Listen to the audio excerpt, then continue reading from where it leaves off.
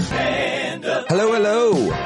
Happy Friday if you're listening on Friday, if you're listening on the way into Memorial Day weekend. I'm real happy to have you here joining me, and I've got a great guest for Memorial Day to talk about Memorial Day and the Go Silent campaign Monday at 3 p.m. She is the CEO of Iraq and Afghanistan Veterans of America, Iraq War veteran herself, dedicated public servant. Allison Jaslow joins me today, and I could not be happier to share this very special, wide-ranging conversation that we had with you today. First, real quick, I want to thank everybody who joined me last night at our subscriber hangout. There's over 60 of us there, and if you want to watch it, listen to it, relive it, if you missed it, there is a link that you can watch it if you're a subscriber in today's subscriber email. If not, go to patreon.com/Pete Dominic. Really, really fun. We had an amazing conversation. Eric Siegel stopped by, JL Covan stopped by, Bill Boyle and Kevin Richburg held court, and John Carroll sang to us, and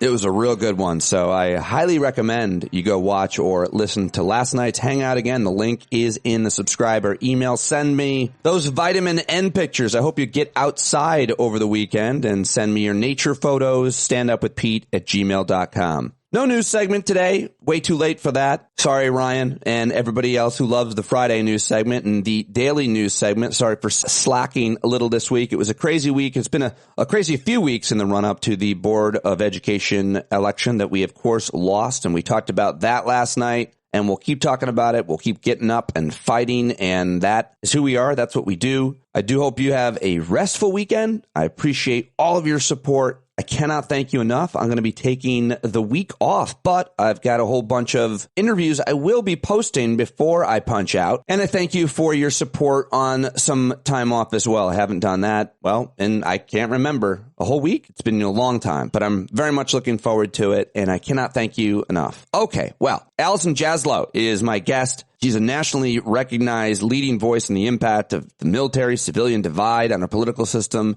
and an authority on unique challenges faced by women in the military. She's the first openly gay woman serving as the CEO of a major veterans organization in the country. She, at one point, was the chief of staff to a congresswoman, Illinois Congresswoman Cheri Bustos. She served as a communications aide in the White House and press secretary for former Virginia Senator and decorated Vietnam veteran Jim Webb, and in other various leadership roles and for other members of Congress. She's testified before Congress twice, and most recently, just a few weeks back, and I'm going to share her testimony with you right now. It's about 4 minutes long. I think it's really powerful and important, and sets up our conversation, which is, I think, a really good one, and the best one I might have ever had with Allison on the air, on the record. We talk a fair bit off the record and have had some amazing, important conversations to become personal friends over the past few years. But here she is testifying in front of a Congress back in early March, where she demanded better leadership on behalf of our generation of veterans. Chairman Tester, Chairman Boss, Ranking Members Moran and Takano, and members of the committee. On behalf of Iraq and Afghanistan Veterans of America and our over 425,000 members and supporters, thank you for the opportunity to represent the nation's post-9/11 generation veterans here with you today. Now, you and your staff are well briefed on our priorities for the remainder of this Congress, which are also included in my written testimony. So I wanted to use this time to level set on behalf of my generation of veterans and on behalf of America at large. War changes you. Heck, even the act of making your will at 22 does, as I had to do on my way to Iraq almost 20 years ago. It can change you in some really terrible ways. For instance, one of my basic course buddies served with the Army Special Forces after we graduated. He was then asked to deploy over and over again as our nation's leaders chose to overly rely on our special operators post 9/11. And now, after repeatedly experiencing the horrors of battle, he has to sleep in a separate bedroom from his wife. Why? Because his night terrors are too much for her to handle. War can also change you in unexpected ways. Not everyone joins the military just to serve their country like I did. Serve their country they will, but maybe they just wanted to fast track out of the list of ideal circumstances they were born into. Maybe they just wanted something as simple as a reliable meal 3 times a day, and perhaps they were willing to put on a uniform to do it. And then you get orders to deploy, to fulfill your commitment to support and defend the Constitution of the United States against all enemies, foreign and domestic. Whether you're the most patriotic citizen when you signed up or not, when you're asked to put it all on the line for what we have for America, that changes you too. Many of us who served post 9/11 are now out of uniform. We're trying to live life in a country we risked our lives for and enjoy the way of life we fought for just the same. But many of us are struggling with what we see before us in our country today. In a recent member survey of IAVA veterans, 74% told us they were dissatisfied with the way democracy is working in this country, while only 12% said they were satisfied. IAVA veterans on the whole are therefore even less satisfied than the American people at large, whose satisfaction, Gallup recently reported, had sunk to 28% as this debate continues to dominate our national discourse. To me, that has less to do with a system that's passed stress tests time and time again, but our leadership. When I was in the Army, our Army values, as some other vets who are in attendance here today can validate, spelled out leadership. Loyalty, duty, respect, selfless service, honor, integrity, and personal courage. I may have left the Army 15 years ago, but I still carry those Army values with me today and wake up every day trying to live by them. And what I want to encourage each and every one of you more than anything to do today, and in this most important year in our nation's history, is to follow our example. Instead of pandering to our community, instead of promising to meet our every demand, how about you show us that you're willing to also put it all on the line for what we have here in America? How about you demonstrate selfless service, honor, and personal courage? Because that's what we really need from you more than anything else. More than any benefit we may have earned and deserve. Like many other combat vets, I'll never be the same after going to war. My perspective on life has been reshaped forever, and my perspective on what we have here in the United States has also changed. I'm also fortunate enough to have made it home to a newfound appreciation for our country. But like many vets, I have buddies who weren't as lucky. They gave their lives and their families lost a loved one for what we have here. And you need to show up for them as much as you want to show up for us. When a fellow platoon leader lost his life during my first deployment in Iraq, executing the very moves that I would have made if I had been assigned the mission he got on that fateful day, I made a promise to myself that I would live a life worthy of his sacrifice. And so again, in closing, I'll encourage all of you who serve in this body that regularly disappoints the American people, that can't figure out a way to fulfill its most basic responsibility of funding the government, to not just profess that you'll do right by our veterans, our troops, and their families, to not just promise to help us achieve our legislative priorities, but to show us that you share our commitment to this country and are willing to work across lines of difference to protect and defend what we're so lucky to have here. And by God, that you're willing to live a life that's worthy of the fallen sacrifice. Thank you for your time. Thank you. Thank you, Ms. Jaslow. Well, the video cuts off there, but apparently she got a standing ovation, so that's pretty cool. All right, well, on Monday, IAVA is asking us to go silent at 3 p.m. for Memorial Day. I hope that you will learn more about IAVA. If you know any veterans that served in Iraq or Afghanistan and they're not already members of IAVA, it's a great conversation starter if you meet anybody of that generation of veterans to ask them if they're familiar with this amazing organization.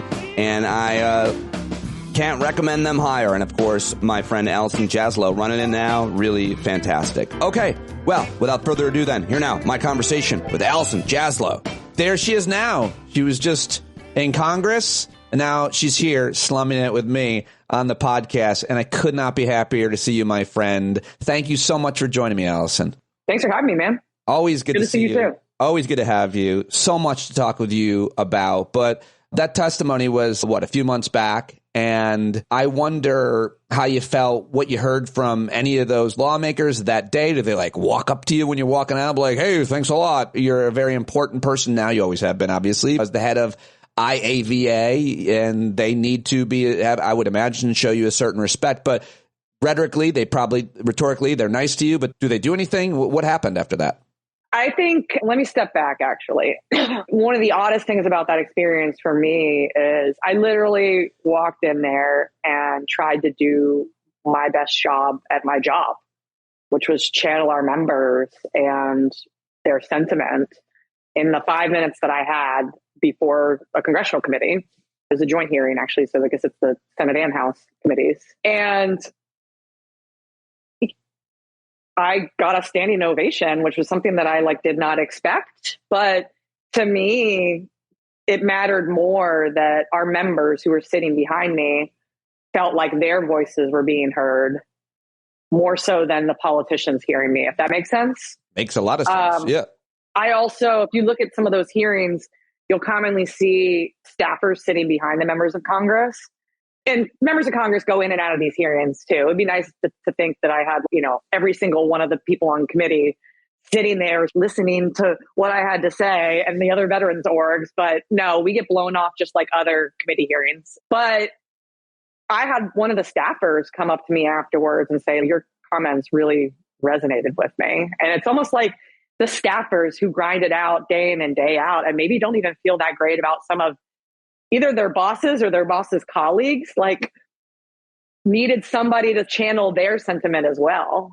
So at the end of the day, whether the politicians listen to me or not, I feel like people who desperately needed to have their voices heard felt like they were heard in that moment. And that is what really meant the most to me. That's awesome. The clip you sent me, I feel like it cut off and I didn't see that there was a standing ovation. I was standing when I watched it, but I'm always giving you a standing ovation. So let's talk about some of the issues that you were ostensibly referring to then there. Why does, for veterans of this generation or any really, Congress need to work? There's been some huge triumphs, and IAVA has led the way. I'm sure you could name them off. Initiatives that got laws passed, that created benefits, that created opportunity for veterans of our generation, your generation. And so what it seemed, but Congress can't get anything passed. A budget, which I think you referred to there, has everything grinded to a halt in terms of what you're trying to get done if it has to do with passing laws? To your point, Pete, is, IAVA specifically has won battle over battle in Congress. And it seems like vets and the military, like funding the Defense Department, are two areas where lawmakers have consistently, even in this age, still come together to pass laws, to be the responsive lawmakers that they're supposed to be. But I guess my whole point is like, that's not the whole job. Great. So you guys are good at pandering to veterans. Like that's, whether it's in a committee hearing or, I don't know, we scare the shit out of you. So like, you definitely want to make sure you give us more, funding so we can treat our cancer after being deployed near burn pits. All that's well and good. But if they're not showing up the way that they need to in the other capacities of their job, like they're still failing us as Americans, even if they're showing up for us as veterans. I know you have to be nonpartisan, but and I'm not asking you to say anything about political parties, but you meet with individual lawmakers. Mm-hmm. You used to work in that building as a staffer yourself, but you now go into those congressional offices and sit down and talk. Can you get the measure of a congressperson in terms of their authenticity versus them just trying to give you the respect that obviously you deserve as the veteran and the leader of the most premier veterans organization of our age? Does it feel like it's just words, or do you feel like they actually respect you and want to do what you're asking them to? I would say I'm a uniquely good read of people. Yeah, so I can sniff out a rat, I think, better than most people can. Right. But I think it's like a lot of folks. There are some people who are the real deal. Like John Tester's the real deal. There are also, like, when it comes to the Vets Committee, like, you can tell the difference between the people who, like, didn't get all their top committees and just got placed on the Vets Committee versus the member of Congress who genuinely wanted to be on the Veterans Committee because they genuinely wanted to serve our veterans. Usually, if you dig deep enough, their dad was a vet. And, maybe they grew up with a dad who was the Vietnam era and was troubled. And that's a part of their childhood trauma that they could never help their dad, in the ways that they wanted to. And so they serve on the Vets Committee so they can help other veterans. And there are some who I feel like are very authentic in terms of how they, show up for us, but also want to serve on the Veterans Committee. And then there are the ones who I think are there to check a box. And it really is the full spectrum. And there are some who won't overtly tell you this, but they just know that doing vet stuff is good politics for them. Right. There's a reason why Congress passes or tries to pass a package just before Veterans Day recess and just before Memorial Day recess so that they all can go home and say that they're fighting on behalf of those who've served and sacrificed so much for our country. And it's great that we have those opportunities to count on every year, action on behalf of our community, but to act like it's not also somewhat self-interested would be a lie as well. Going back to your testimony there, you mentioned your own personal experience in Iraq. And I had the great pleasure and honor, and I guess it's almost cheesy because I learned so much when I talked to all those veterans back in 2010, all of which, or was it that long ago? And I worked with IAVA we did this segment every week, Stand Up with a Veteran. And I didn't come from a military family, and I've always been anti-war and all of that. And every guy and woman I talked to knew where I stood, certainly on the war in Iraq, much less Afghanistan. But I learned so much from them. And a lot of what I learned about was their own personal struggle post-service. And so in terms of whatever you want to say about how you're doing today, much less how these veterans who served in Iraq and Afghanistan are doing today, with any specific anecdotes or statistics about health, mental health, personal struggle, obviously financial issues, and so on. First of all, how are you doing? You're the head of this organization, but you're human. You're still human. As far as I can tell, you seem pretty put together all the time to me. First of all, thank you for asking. It's nice to be asked. I would say from a personal perspective, the Stoics have a saying, amor fati, and Pete more in depth my story going all the way back to my childhood.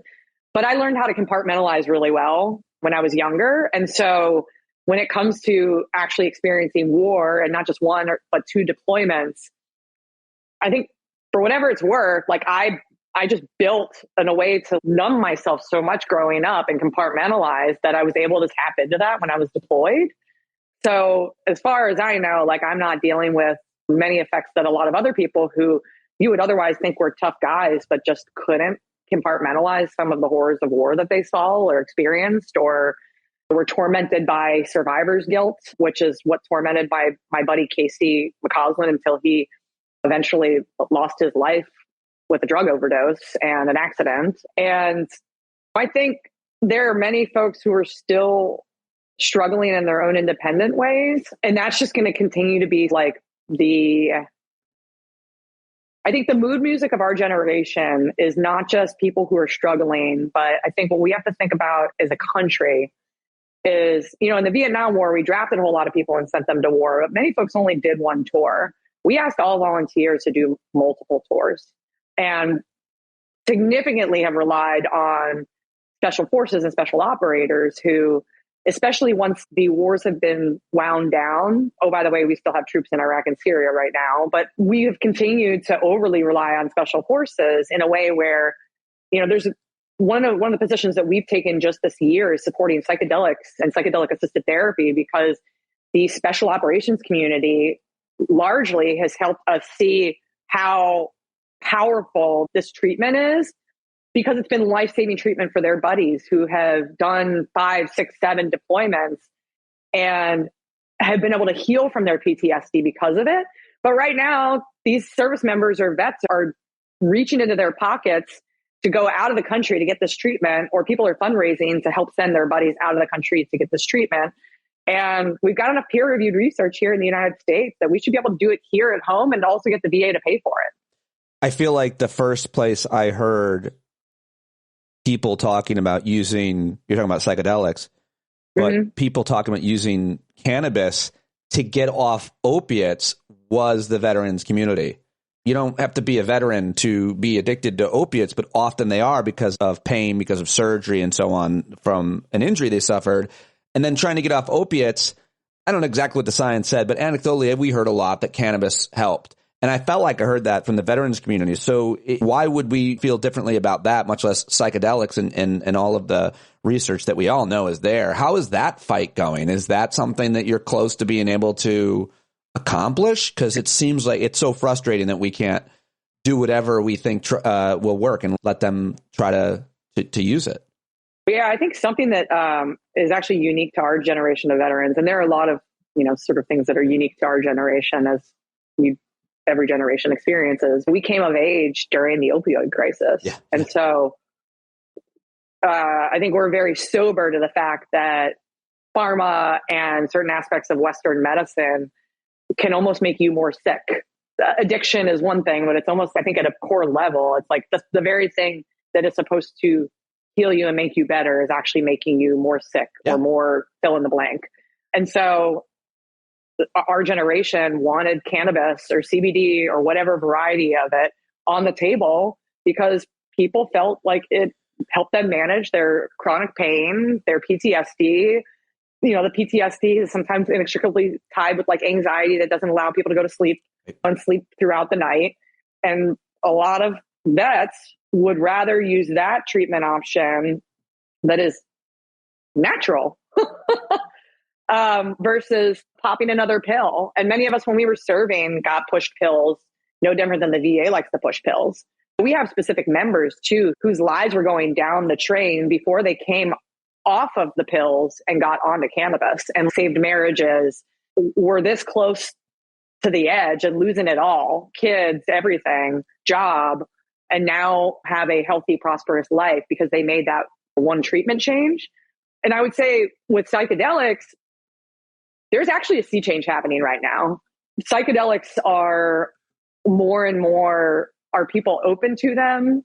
I think what we've tried to do with both cannabis and psychedelics is, because I can authentically say that this is something that our members want, we can also be the tip of the spear for helping other victims of trauma get access to these treatments, which they should be able to as well. And if the veteran voice can be that powerful voice and this righteous cause that everyone wants to rally towards, like, I'm happy for us to be, you know, the tip of the spear when it comes to having these advances in American society.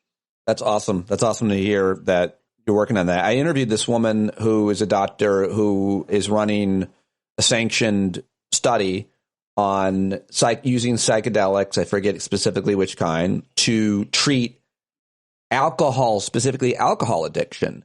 And I really want to try psychedelics, so I didn't know that. I didn't realize what she was doing it. I just told the story to you backwards. But before she told me, I go, I want to be in your study. And she goes, are you an alcoholic? And I was like, I don't think, no, I don't have an issue with alcohol. I go, but I really want to be in this study, so perhaps I could be.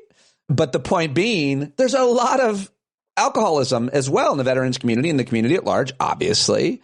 And if psychedelics can be used, and that their study is funded at the University of Iowa, then that's a great solution. It's such a solution for so many things, and there's a lot of research. So I don't know if you want to say anything else about that initiative. We can move on to what else you're working on. We're cut from the same cloth because I feel like I've had conversations like that too. I just told you that I was able to compartmentalize really well. So I am by no means the most urgent case for treatment. But with psychedelics, I feel like we all have latent shit, right? And with psychedelic assisted therapy, I feel like you can even unpack and unearth things that you didn't even know that you needed to unearth. And so I'm like, how would one find themselves in one of these studies? And it's like, can I test drive it? Well, the best thing, an option for people to test drive it? Yeah. No, the best thing with psychedelics is, from my understanding, I know a limited amount, but I read Michael Pollan's book, is to do a guided trip with someone so it's safe. But I do have to say this, we are not cut from the same cloth, but a few different colors of the spectrum. I think part of what you said earlier about what I heard you say was, because of my childhood, which was really tough, I developed resilience so when I went to war, I was able to compartmentalize, as opposed to someone like you, Pete, who comes from a point of privilege. And then when he saw the horrors and suffered the horrors, he was unable to compartmentalize because, in your case, Pete, your toughest thing was growing up on Bellflower Circle, and you created a breakdancing group and you invited all the neighbors to come. You only got like $1 in donations and 3 people came. That was hard, Pete. You didn't want to leave your parents and sleep over, Pete. You cried at lacrosse camp when you didn't see your mommy for a day. The point being, you developed that resilience, and it's stayed with you, and no one would wish that upon their child or a friend or someone they cared about. But that's an important, I think, difference between someone like you and like me. And I think that's important to mention, because there's a lot of guys like me, people like me, and I think it's important to talk about it that way, and be honest, intellectually honest about it. And I would say, and that's why you've been also such a good friend and mentor to me, and listened to me crying in my drink more times than I'd like to admit, and given me this like kind of view on things and on life that no one else in my life could give me, which is why I've tried to stay close to you because I'm so self-interested. But to your point about a challenging childhood, I think one of the things that also like motivates me as a leader and change maker is I also don't know. There's many other cases of people who dealt with alcoholic parents, who had a parent die young, went through divorce. Like there's all kinds of adverse childhood experiences that aren't a good news story, right? The cycle of trauma continues with whoever else they have. They aren't somehow able to build resiliency throughout all of that. And I will never have answers as to why I was able to forge my constitution and all of that, where it very well would, overwhelm other folks. And I just feel a real sense of responsibility to use whatever innate strength that I have to help, improve the lives of other people. That's such a good point, and it makes me a little humble. I will measure how I say it in the future, because just because you dealt with shit as a child doesn't mean you did develop resilience. You might have never figured your way. You might always be struggling. Sometimes people say hurt people, and the opposite side of that is not always. Sometimes they do, sometimes they don't. So let's not put that on people who had childhood struggles. Like sometimes you end up this way, you end up that way, and I don't want to have expectations or more importantly, assumptions as to what it did to you. But we know where you are at. Your childhood certainly contributed to everything in your life. So now here you are, the CEO of IAVA. How are you dealing with the struggles of running this huge organization? How is all that going? It cannot be easy. I know it's not easy because we talk off the air, but how is that going? You are a leader and so inspirational. But what happens when Allison has a bad day or a bad conversation or gets bad news for the organization, much less for Allison? I have a great therapist. So better for me to take those things to my therapist than to other people in my life. Leadership is hard, and that's why not everybody's cut out for it. But I really do believe that I'm put here on the planet to lead people and organizations. And what I'm trying to do is show up for what I feel is my life's calling and take the good and the bad that goes with it.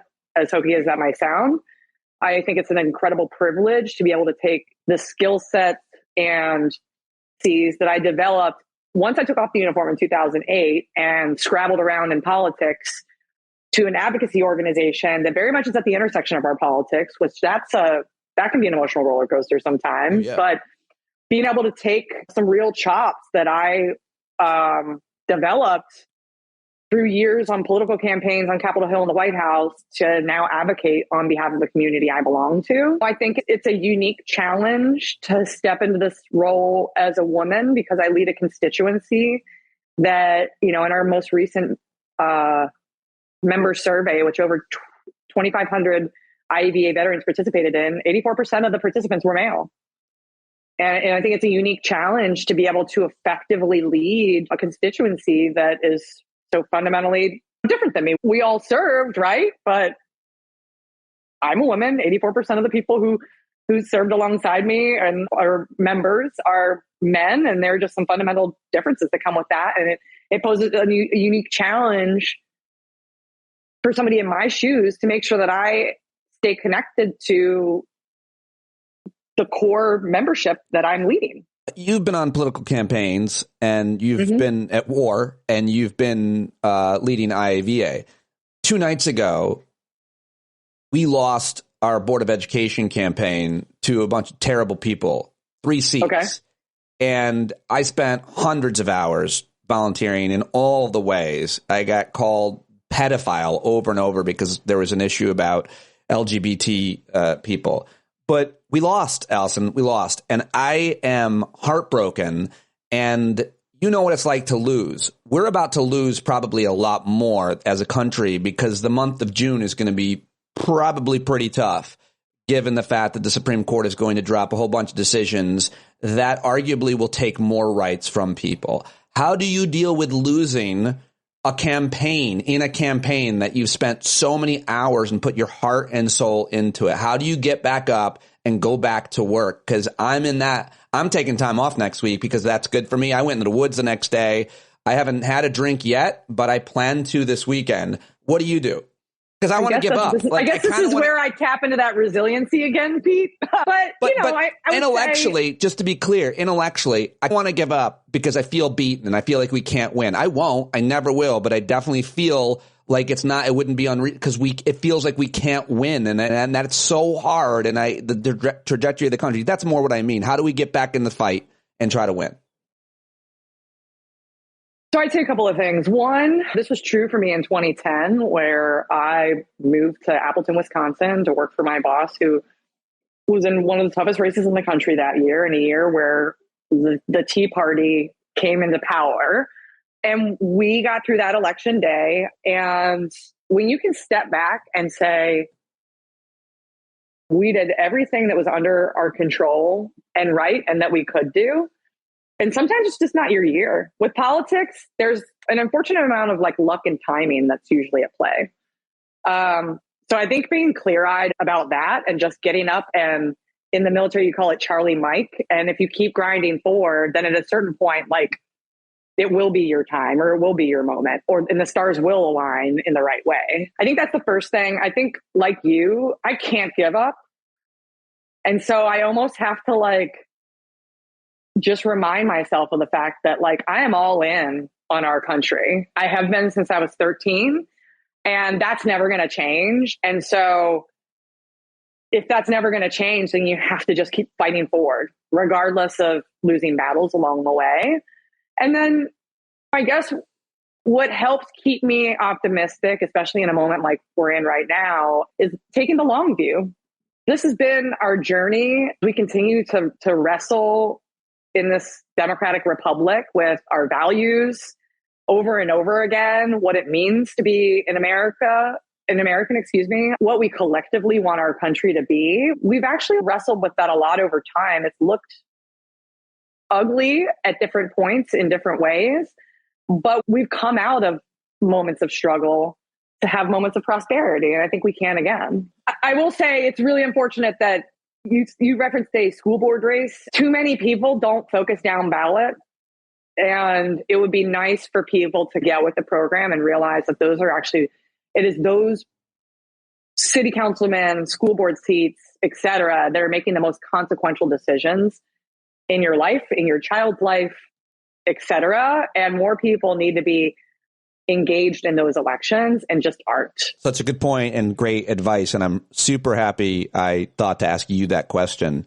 In the press release that came out at the end of February 23, when you were hired by Iraq and Afghanistan's veteran, it says, today, Iraq and Afghanistan Veterans of America announced that Allison Jaslow, a widely respected leader in the veterans movement, will become the organization's third CEO and the first woman to lead the organization. She will also be the first openly gay veteran to lead a major veterans organization in the country. Your name will forever be connected to openly gay. Do you worry? I fought for 100 hours on the radio and off the air with people over Don't Ask, Don't Tell, and obviously about marriage equality. Do you worry, based on what happened in my town, what's happening across the country, and as I mentioned, the Supreme Court, about those hard-fought rights that you and others fought for and won being taken? Marriage, Jesus, openly gay in the military, benefits, health, and other. I will tell you one of the reasons later this year, not to get ahead of the rollout, but we're going to make a strong case around the national security implications of marriage equality or marriage equality going away, cool. Which would have real ramifications for the health of the all-volunteer force, awesome. Where we need every able-bodied American to step up and serve. But I think where my heart breaks right now is for our transgender fellow Americans.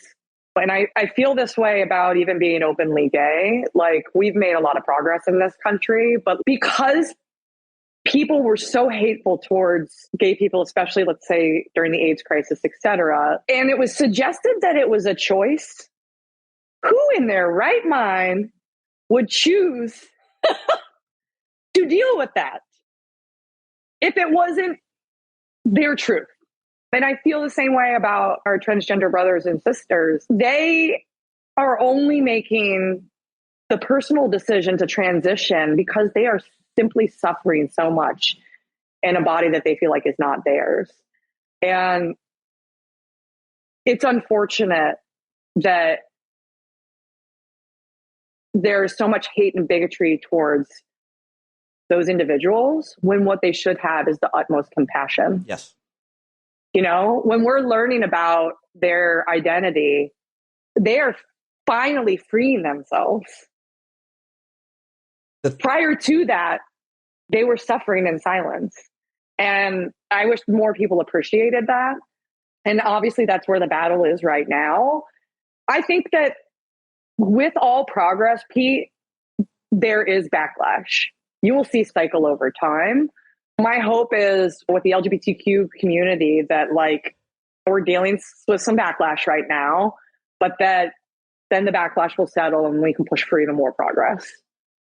We'll see. That doesn't mean that we're not dealing with some like undesirable shit right now.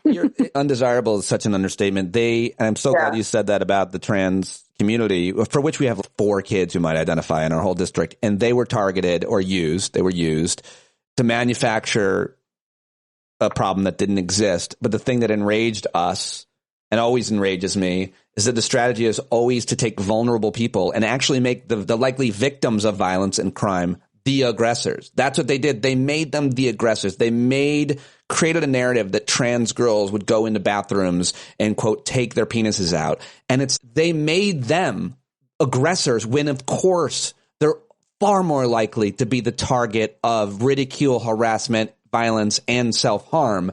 And to me, that is what just broke my heart into pieces. And I said in one of my comments, last time it was black people are hurting white people. This time it's gay people are hurting straight people. Next time it's going to be those students that have physical disabilities are going after the big, strong jocks. They create a narrative where the victim becomes the aggressor and they win. And I don't know. I did everything I can to fight it. I can move on. I just had to vent. Let's move on to Memorial Day, unless you want to say something. Sorry. Okay. No, I think we're on the same page here. Okay. And it's just, I think it's important, especially as a veteran and using the veteran voice, to remind people that like when we deploy, I'm not fighting for a select few of my fellow Americans. I'm fighting for all of them and for all of them to have an equal amount of freedom and equal amount of rights. I didn't serve for a select few of my fellow Americans or a few regions of the United States of America. Serve for each and every human in every corner of the United States of America. And to your point about LGBT people in our country specifically, I will tell you, I actually had to be pushed into allowing that to be in the press release, Pete. But at the end of the day,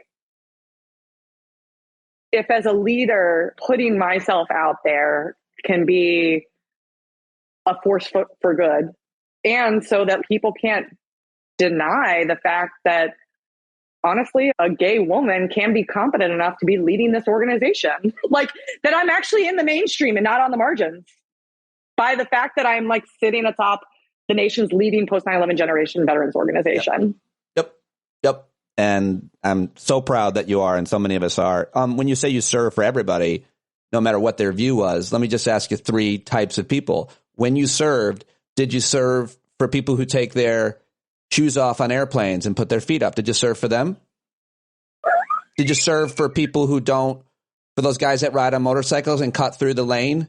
Did you serve for them? Did you serve for people who don't merge? Did you? Because I would have specifically had to cut out, and I've got a longer list for people that do petty things. Yes, I even on speakerphone at the gym and defended the right of the kid who ate the creamy paste in elementary school. Oh, you served for him? Yeah. I don't even know if they make that stuff anymore, but they do. I have some, and I'm going to bring them the next time I see it. Go silent this Memorial Day. That's the initiative that's front and center. Obviously, Memorial Day weekend at 3 p.m. on Monday. IAVA will hashtag Go Silent in honor of America's service members who made the ultimate sacrifice. Gather your friends and family across the country. Pause with us for a national moment of silence to honor those who sacrificed so much. The over 7,000 U.S. troops across more than 2 decades who served in the Middle East, Afghanistan, and Iraq, of course. What is this about? Been doing it for years. Obviously, it's a really important thing. It's this Monday. What do you want to say, Allison? A lot of the work that we do at IAVA is meaningful and impactful, but I don't know if there's anything more important that we do every year. But launch at the beginning of May our Go Silent campaign, which is a steady drumbeat leading up to Memorial Day, not only asking people to take the pledge to go silent, but especially with the military-civilian divide being as wide as it is today, it's our goal that we will raise awareness around the sacrifices of the fallen and remind people of the meaning behind Memorial Day. I had a producer earlier this week wish me a happy Memorial Day. And I was like, I don't know who you're talking to here, guy, but in the circles I run in, it's not a happy day. There's a lot of people who are missing loved ones, battle buddies, like the one I wear on my wrist every day here. And it's an accident. I think this particular individual was pretty hip to what Memorial Day was. But there are a lot of people who are just really looking to get to their 3-day weekend and really aren't considering what the 3-day weekend is all about, except for that this is the official launch to summer. And we feel a sense of responsibility to remind as many of our fellow Americans as possible about the meaning behind the day, and also inspire them to commit to at least taking one moment of silence on Memorial Day itself to reflect and honor the sacrifices of the fallen. Siri, set an alarm for 2:55 on Monday, Memorial Day. People will hear that's going to come out. That's going to fuck with some people's home speakers and phones. I was surprised. I was shocked, given what you just said, the hypocrisy, to see IAVA pushing a mattress sale for Memorial Day as well. Those things must be bothersome. I've talked about this with my favorite historian, Kenneth C. Davis, when we've talked about Memorial Day and the history of it. There's so many promotions. There's so much capitalism. There's so much completely, as you just said, forgetting the reason for the day, for the long weekend. And we get pretty distracted. So anything else that we can do or should know, or how to spread the message about Go Silent? If you go onto our website, IAVA.org, pledge to go silent, and then tell your social media following that you did, that would go a long way to ensuring that the sacrifices of the fallen aren't forgotten. And I would love to think on the macro level about how we could operationalize into American society a little bit of a reminder. But yes, it will be a commercial holiday, just like every other holiday in America as well. So if you're looking to get a good deal on a car this weekend, you'll probably be able to get that in addition to pledging to go silent.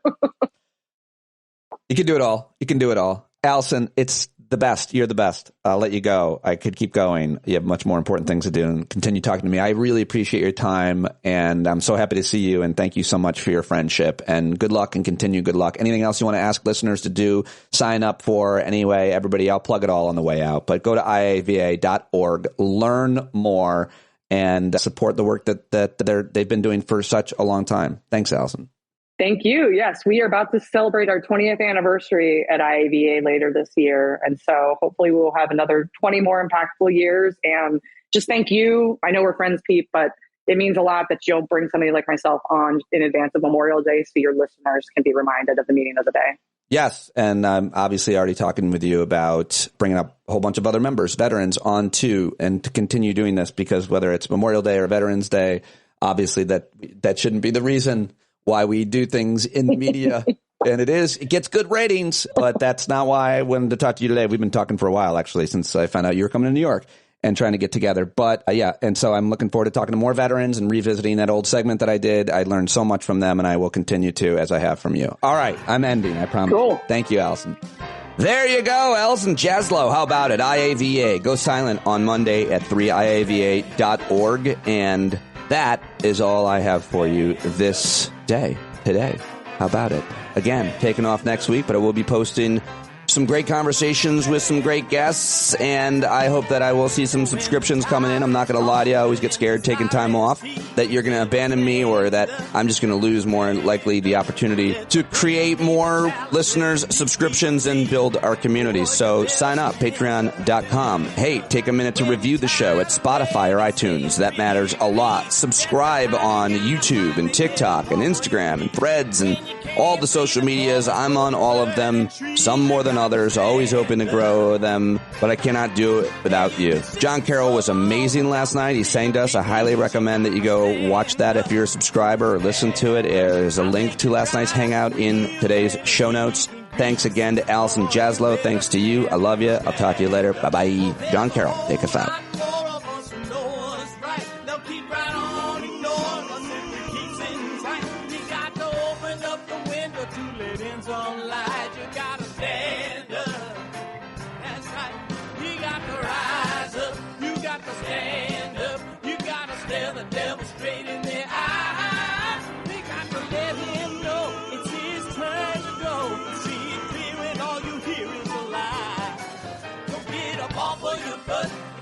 Off your fence, even if it ain't a very friendly audience, well, they'll begin to listen when you start making sense, and you stand up, stand up. No need to point your rifle to defend your town, just stand up, stand up.